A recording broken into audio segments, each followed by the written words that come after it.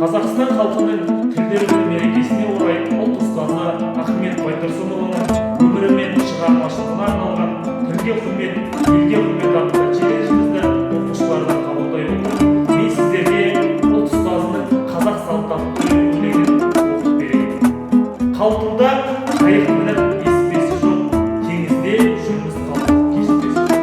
Жел соқса, күн соқса, жыл жіберу болғандай қабан күрек. Бұл күйге бүгін емес көктен кірдік, алдағы шығармай бір жеңнен қол